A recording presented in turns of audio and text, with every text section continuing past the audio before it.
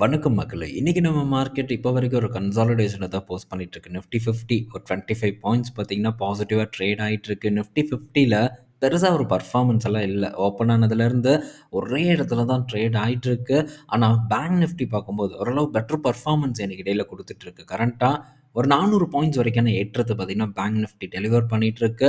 Large cap வங்கி பங்குகள பொறுத்தவரைக்கும் HDFC பேங்க் ஒரு 1%க்கு மேலான ஏற்றத்த குடுத்துட்டுருக்கு. ஆனா, மத்த லார்ஜ் கேப் வங்கி பங்குகள் அந்த அளவுக்கு ஏறாம இருந்தாலும், ஓரளவு பாசிட்டிவ் பெர்ஃபார்மன்ஸ தான் இன்னைக்கு டேல போஸ்ட் பண்ணிட்டு இருக்கு. எதுவும் நெகட்டிவ் பெர்ஃபார்மன்ஸ போஸ்ட் பண்ணல. இது பேங்க் நிஃப்டிக்கு ஒரு ஹெல்ப்பா இருக்கு ஏறுவதற்கு. கூடவே PSU வங்கி பங்குகள் கூட பார்க்கும்போது நல்ல பெர்ஃபார்மன்ஸ போஸ்ட் பண்ணிட்டு இருக்கு. இதெல்லாம் தாண்டி மிட் அண்ட் ஸ்மால் சைஸ் வங்கி பங்குகள் கூட இன்னைக்கு டேல பாசிட்டிவ் பெர்ஃபார்மன்ஸ போஸ்ட் பண்ணிட்டு இருக்கு. அதே மாரி துன்பத்திலும் ஒரு இன்பம் அப்படிங்கிற மாரி ரீசென்ட்டா நான் ஃபோக்கஸ் பண்ண பங்குகள் எல்லாம் கொஞ்சம் புவரான பெர்ஃபார்மன்ஸ போஸ்ட் பண்ணிட்டு இருக்கு. ஆனா, கர்நாடகா பேங்க் பார்த்தீங்கன்னா, திடீர்னு ஒரு நல்ல பெர்ஃபார்மன்ஸ குடுக்குது. பட் இந்த இடத்துல பெரிய ஒரு பொசிஷன் எல்லாம் நான் எடுக்கல. பட் இருந்தாலும் ஒரு சந்தோஷம் அப்படின்னே நம்ம சொல்லிக்கலாம். ஸோ கர்நாடகா பேங்க் இன்னைக்கு டேல கிட்டத்தட்ட 7% வரைக்கான ஒரு ஏற்றத்த குடுத்திருக்கு. லாஸ்ட் ட்ரேடிங் செஷன்ல பார்க்கும்போதும் கர்நாடகா பேங்க் கிட்டத்தட்ட ஒரு 7, 8% வரைக்கான ஏற்றத்த குடுத்திருந்தது. ஸோ ஓவராலா லாஸ்ட் 2 ட்ரேடிங் செஷன் மட்டும் சேர்த்தி ஒரு 15% வரைக்கான ஒரு ஏற்றத்த கர்நாடகா பேங்க் டெலிவர் பண்ணியிருக்கு. ஸோ ஆல்மோஸ்ட் நான் எக்ஸ்பெக்ட் பண்ண ரேஞ்ச சீக்கிரம் ரீச் பண்ணிரும் அப்படின்னு தான் எக்ஸ்பெக்ட் பண்றேன். மேபி அத ரீச் பண்ணிருச்சுன்னா கண்டிப்பா இந்த இடத்துல இருந்து எக்ஸிட் ஆயிருவேன். ஸோ சில பிளான்ஸ நம்ம டக்கு டக்குன்னு எக்ஸிக்யூட் பண்ணணும். ஸோ இத பற்றி நம்ம ஆல்ரெடி டிஸ்கஸ் பண்ணியிருக்கோம். ஸோ அதுக்கேத்த மாரி தான் இந்த இடத்துல எக்ஸிட் அமையும் எனக்கு. ஸோ பர்சனலா நான் பண்றது இந்த இடத்துல ஷேர் பண்றேன். ஸோ மத்த பங்குகள் எப்போ அத நல்ல ஒரு பெர்ஃபார்மன்ஸ குடுக்குங்கிறத வெயிட் பண்ணி நம்ம பார்க்கணும். அது போக இடையில திரும்ப ஃபியூச்சர்ல ஏதாச்சும் ஒரு ஆப்பர்ச்சுனிட்டி வருமாங்கிறதையும் நம்ம வெயிட் பண்ணி பார்ப்போம். ஸோ நெக்ஸ்ட் பார்த்தீங்கன்னா ஐடி செக்டார் பங்குகள் இன்னைக்கு டேல நல்ல ஒரு பெர்ஃபார்மன்ஸை குடுத்துட்டுருக்கு. இதில டிசிஎஸ் மட்டும் கொஞ்சம் பார்த்தீங்கன்னா, கம்மியான பெர்ஃபார்மன்ஸை போஸ்ட் பண்ணிட்டுருக்கு. மத்தபடி Wipro, Infosys, HCL tech, tech Mahindra இது எல்லாமே 1%க்கு மேலான ஏற்றத்த தான் இன்னைக்கு டேல டெலிவர் பண்ணிட்டுருக்கு. ஸோ என்ன ரீசன் அப்படின்னு கேட்டா, ஸோ ஃபெட் ரேட் கட் அப்படின்னு சொல்லிட்டு இந்த நியூஸ குடுத்துருக்காங்க. ஸோ இது ஐடி பங்குகள தூக்குது அப்படிங்கிற மாரி சொல்லியிருக்காங்க. ஜஸ்ட் ஒரு எக்ஸ்பெக்டேஷன் தான். இத தாண்டி இன்னொரு விஷயம் என்னன்னா, ஸோ ருப்பி டிப்ரிஷியேட் ஆகுறதும் ஐடி பங்குகளுக்கு நல்லா இருக்கு அப்படின்னு சொல்லி இந்த ஐடி பங்குகள இன்னைக்கு டேல ஏத்தியிருக்காங்க. ஸோ ருப்பி பார்த்தீங்கன்னா, நான் இப்ப இந்த நியூஸ் வந்ததுக்கப்புறம் தான் பார்க்குறேன். ரூ. 89 கிட்ட ட்ரேட் ஆயிட்டு இருக்கு. டாலருக்கு நிகரா. இது லாஸ்ட் ட்ரேடிங் செஷன்லயே கொஞ்சம் நல்லாவே ஏறியிருக்கு. ரூ. 89.40 அப்படிங்கிற இடத்துக்கெல்லாம் போயிருக்கு. இப்ப பார்க்கும்போது இன்னைக்கு டேல கொஞ்சம் குறைஞ்சு, அதாவது ருப்பி ஸ்ட்ரென்தன் ஆயி டாலருக்கு நிகரா ரூ. 89.15 கிட்ட ட்ரேட் ஆயிட்டு இருக்கு. பட் அப்படி இப்படின்ட்டு டாலருக்கு நிகரா ரூ. 89 கிட்ட வந்துருச்சு. ஸோ இதனால ஐடி பங்குகள் ஓரளவு பாசிட்டிவ் பெர்ஃபார்மன்ஸ பண்ணியிருக்கு. காரணம் வருமானம் அதிகரிக்கும் இந்த ருப்பி டிப்ரிஷியேட் ஆகுறனாலன்ட்டு ஏத்தியிருக்காங்க அப்படிங்கிற ஒரு ரிப்போர்ட் தான் இன்னைக்கு டேல வந்திருக்கு. ஸோ நெக்ஸ்ட் பார்த்தீங்கன்னா, இந்த சென்செக்ஸ்ல இண்டிகோ பங்க பார்த்தீங்கன்னா, டிசம்பர் 20 அந்த மாரி 20 அந்த மாரி பார்த்தீங்கன்னா, ஆட் பண்ணுவோம் அப்படிங்கிற மாரி சொல்லியிருக்காங்க. ரீப்ளேஸ்மெண்ட் அதாவது இந்த டாடா மோட்டார வெளிய அனுப்பிட்டு, ஸோ இண்டிகோ ஷேர் ஆட் பண்ணுவோம் அப்படின்ட்டு இந்த சென்செக்ஸ் தரப்புலேருந்து அப்டேட் வந்திருக்கு. ஸோ இது நம்ம ஆல்ரெடி ஒரு வாரத்துக்கு முன்னாடியே பார்த்த ஒரு செய்தி தான். இப்ப திரும்ப குடுத்துருக்காங்க. ஸோ இதனால ஃபண்ட் அவுட்ஃப்ளோ ஆகும் அப்படி இப்படின்னு சொல்லி டாடா மோட்டார் பார்த்தீங்கன்னா, இன்னைக்கு டெய்லியும் இறக்கத்த தான் குடுத்துட்டுருக்கு. பட் இதெல்லாம் ஒரு சப்ப காரணம். இதெல்லாம் சொல்லி ஒண்ணும் பண்ண முடியாது. பட் இன்னைக்கு டேல ஒரு நெகட்டிவ் பெர்ஃபார்மன்ஸ தான் Tata motor passenger vehicle deliver பண்ணிட்டுருக்கு. ஸோ வெயிட் பண்ணி பார்ப்போம்.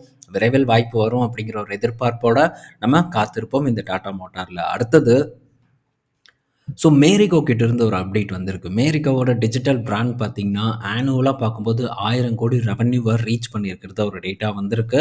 ஸோ இதில பாப்புலரான ஒரு பிராண்ட் அப்படின்னு பார்த்தா, பியர்டோவ எடுத்துக்கலாம். ஸோ பியர்டோ மோஸ்ட்டா எல்லாத்துக்கும் தெரியும் நான் நினைக்கிறேன். இப்பவும் அதெல்லாம் விக்குதா அப்படின்ட்டு எனக்கு தெரியல. பட் இதெல்லாம் ஒரு 10 வருஷம் முன்னாடி நான் கேள்விப்பட்டிருக்கேன் பியர்டோ அப்படிங்கிற ஒரு பிராண்ட. ஸோ வாங்கியிருக்காங்க நெறைய பேரும். தாடி வளரணும் அப்படிங்கிறதுக்காக. வளர்ந்ததா வளரலையான்னுலாம் நமக்கு தெரியல. பட் இது கொஞ்சம் பாப்புலரான ஒரு பிராண்டா இருக்கு. ஸோ ஓவராலா மேரிகோ பார்க்கும்போது டிஜிட்டல் பிராண்ட் சேல்ஸும் 1000 கோடியை ரீச் பண்ணியிருக்கிறது இது மேரிகோக்கு ஒரு நல்ல பாசிட்டிவான செய்தியாக வந்து இருக்குது. ஸோ இன்றைக்கி டேயில் மேரிகோ பார்க்கும்போது பாசிட்டிவ் பர்ஃபார்மன்ஸ் இல்லை, பட் இருந்தாலும் இதெல்லாம் நல்ல ஒரு பீக்கில் தான் இப்போ வரைக்கும் வந்து ட்ரேட் ஆகிட்டு இருக்கு. அடுத்தது அதானி கிரீன் கிட்ட இருந்து ஒரு அப்டேட்டு. ஸோ இதுவும் ஆல்ரெடி வந்து அப்டேட் தான். என்னன்னா, ஸோ இப்போ இந்த டோட்டல் எனர்ஜிஸ் பார்த்தீங்கன்னா ஒரு 10,200 கோடி மதிப்பிலான பங்குகளை அதானி கிரீன் எனர்ஜியில் வந்து விற்க போகிறதா வந்து சொல்லியிருக்காங்க. அது கிட்டத்தட்ட ஒரு 6% பங்குகளை பார்த்தீங்கன்னா விற்க போகிறதா வந்து சொல்லியிருக்காங்க. டோட்டல் எனர்ஜிஸ் அதானி கிரீன் எனர்ஜியில் ஒரு 19% பங்குகளை வச்சுருக்காங்க. அதில் வெறும் 6% பங்குகளை தான் விற்கிறாங்க. ஸோ இதில் ஓவராலாக ஒரு $2.5 பில்லியன் கிட்ட வந்து போட்டிருக்காங்க. பட் இப்போ கரண்ட் வேல்யூ பார்க்கும்போது $8.9 பில்லியன் கிட்ட ஓவராலாக வந்து இவங்களுடைய இன்வெஸ்ட்மெண்ட் வந்து வளர்ந்துருக்கு. 2021 முதலீடு பண்ணியிருக்காங்க. இப்போ 2025 ஆல்மோஸ்ட் 2026 வரப்போகுது. ஒரு 5 வருஷத்தில் இவங்களுடைய முதலீடு பார்த்தீங்கன்னா டபுள் த டைம்ஸ்க்கு மேலே அதிகப்படியான ஒரு வளர்ச்சியை கொடுத்துருக்கு. பட் இதுக்கு முன்னாடி நல்ல பீக்கில் இருக்கும்போது விற்றுருந்தா இன்னும் நல்ல காசு கிடச்சிருக்கும். பட் ரொம்ப இறங்குனதுக்கப்புறம் தான் இந்த முடிவை டோட்டல் எனர்ஜிஸ் வந்து கையில் எடுத்திருக்காங்க. பட் இப்போவும் லாபத்தில் தான் போகிறாங்களே தவிர நஷ்டத்தில் வந்து போகல. அடுத்தது நாட்கோ ஃபார்மா கிட்டேருந்து ஒரு அப்டேட் வந்திருக்கு. என்னென்னா, ஸோ நாட்கோ ஃபார்மாவோட ஏபிஐ யூனிட்டுக்கு வந்து ஒரு 7 அப்சர்வேஷன் பார்த்திங்கன்னா யுஎஸ் எஃப்டிஏ வந்து கொடுத்துருக்காங்க. இதனால் இன்றைக்கி கீழே விழுந்திருக்குன்னு சொல்கிறாங்க. பட் இது மட்டும் ரீசனாக இருக்காது. ஸோ ஒரு நல்ல ஒரு ஏற்றத்தை ரீசன்ட் டேஸில் வந்து இந்த நாட்கோ ஃபார்மா கொடுத்தது. ஸோ ஒரு 10% வரைக்கான ஏற்றம் $800 கிட்டேருந்து $880 வரைக்கும் போயிருந்தது. இப்போ பார்த்திங்கன்னா திரும்ப கரெக்ஷனை நோக்கி வந்துட்டுருக்கு. ஒரு 850 கிட்ட இந்த நாட்கோ ஃபார்மா ட்ரேட் ஆகிட்டு இருக்கு. ஸோ பார்ப்போம் திரும்ப வந்து புதுசாக ஒரு இறக்கத்தை கொடுக்குமான்ட்டு. பட் இந்த இடத்துல கொஞ்சம் நான் வந்து எச்சரிக்கையாக தான் இருக்கேன். பல முறை டிஸ்கஸ் பண்ணிட்டனால திரும்ப இதை பற்றி டிஸ்கஸ் பண்ண வேண்டாம். அடுத்தது பார்த்திங்கன்னா இந்த எஸ்கே ஐனிக்ஸ். ஸோ இவங்க இந்த மெமரி சிப்பை பொறுத்த வரைக்கும் நல்ல ஒரு லீடர்ஷிப் பொசிஷனில் இருக்காங்க.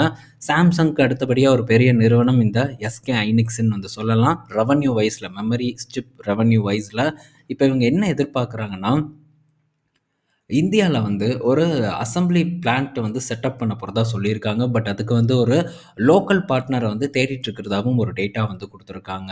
ஸோ ஆக மொத்தம் இவங்க ஒரு போன Q3யில் பார்க்கும்போது கிட்டத்தட்ட $17 பில்லியன் வரைக்கும் சேல்ஸ் பண்ணியிருக்கிறதா ஒரு டேட்டா வந்திருக்கு. இதே சாம்சங் பார்க்கும்போது $19 பில்லியன் வரைக்கும் சேல் பண்ணியிருக்காங்க. இப்போது மெமரி சிப்போட ப்ரைஸ் எவ்வளோ தூரம் ஏறி இருக்குது அப்படின்னு நம்ம இதுக்கு முன்னாடி டிஸ்கஸ் பண்ணோம். கிட்டத்தட்ட 60% வரைக்கும் இந்த மெமரி சிப்போட ப்ரைஸ் எல்லாம் வந்து ரைஸ் ஆயிருந்தது. ஸோ இப்போது இதுக்கான தேவையும் அதிகமாக இருக்குது. ஸோ அதனால் ப்ரொடெக்ஷன் அதிகமாக வந்து போயிட்டு தான் இருக்க போகுது. ஸோ லோக்கலில் யார் கூட வந்து இவங்க பார்ட்னர்ஷிப் பண்ண போகிறாங்க அப்படிங்கிறது ஒரு பெரிய ஒரு கொஸ்டின் மார்க்காக இருக்கும். ஸோ மேபி டாடா எலக்ட்ரானிக்ஸ் கூட எதாவது பண்ணுவாங்களான்னு தெரியல. அதே மாதிரி வேறு ஏதாச்சும் கம்பெனி இதில் பயன்பெறுமா அப்படிங்கிறதையும் நம்ம பொறுத்திருந்து வந்து பார்ப்போம். பட் இப்படி ஒரு நியூஸ் போயிட்டுருக்கு. லோக்கலாக வந்து இதில் ரிலேட்டடாக இருக்கக்கூடிய பிளேயர் யாருக்கு வந்து அதிக வாய்ப்பு இருக்குது அப்படிங்கிறத முடிஞ்சால் வந்து நம்ம செக் பண்ணி பார்க்கலாம். ஸோ இந்த வீடியோவில் நம்ம பல இன்ஃபர்மேஷன் பற்றி டிஸ்கஸ் பண்ணியிருப்போம். பயனுள்ளதாக இருக்கும்னு நான் நினைக்கிறேன். ஈவினிங் நம்ம இன்னொரு வீடியோவில் மீட் பண்ணுவோம். பாய் மக்களே.